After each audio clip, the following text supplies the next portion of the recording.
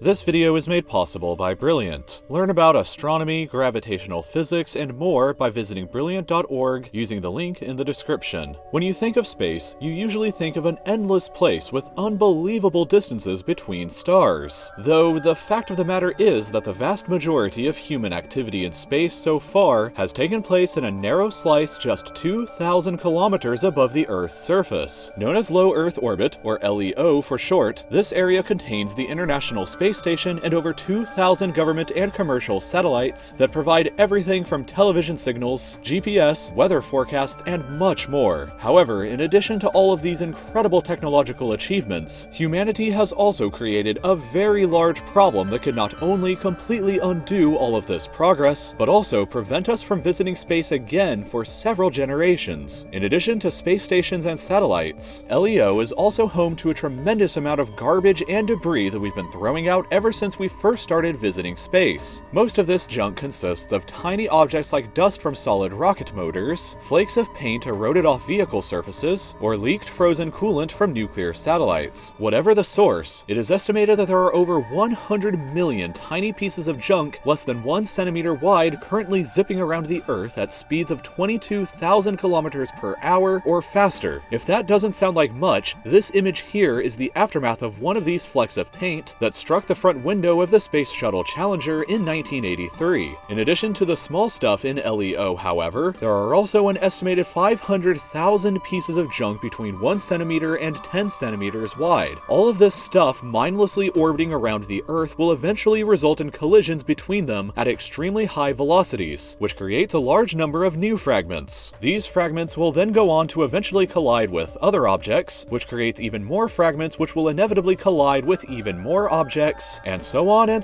until we enter the Kessler syndrome, a hypothetical future scenario first proposed by Donald J. Kessler back in 1978. Since it can take years, decades, or even centuries for space junk to enter into Earth's atmosphere and burn up on its own, when we lose something in space, it generally sticks around for a pretty long time. These random collisions between fragments in space could eventually result in so many tiny fragments traveling at insanely high speeds that low Earth orbit would effectively be like a constant shooting range. In the worst case scenario, all currently existing satellites in LEO would be destroyed into millions of tiny pieces. Launching any new mission into space from Earth's surface would be destroyed almost immediately by these pieces, rendering any space mission in the future a suicide mission. We would lose all the technology that satellites provide to us, and several generations would be robbed of the promise of space travel while we wait patiently for the garbage to get rid of itself naturally. So, is the Kessler syndrome inevitable? Back in 2009, a defunct Russian military satellite collided with an operational US commercial satellite, which shattered both into thousands of different tiny fragments. This is the most significant unintentional collision that has so far happened, but an intentional collision in 2007 created even more fragments. In that year, the Chinese government tested an anti-satellite missile by using one to destroy one of their own satellites in LEO. This event produced over 2,000 golf ball-sized or larger fragments, as well as over 150,000 tiny debris particles. In 2011, some of the debris from this test passed a mere 6 kilometers away from the International Space Station. One of the most dangerous potential triggers of a Kessler syndrome in LEO is the now defunct Envisat satellite launched by the European Space Agency in 2002. Contact was lost with the satellite in 2012, and now the 8,000 kilogram piece of junk gets passed within 200 meters by 2 other catalog pieces of space junk every year. Since Envisat will likely remain in orbit around Earth for the next 150 years, and the rate of collisions is expected to increase, it could easily become a massive source of space junk sometime in our future. The Kessler syndrome is not inevitable, though, and can be avoided if we try to avoid it. We need to think of space the same way we should think of our oceans and land, a valuable resource that is in dire need of protection.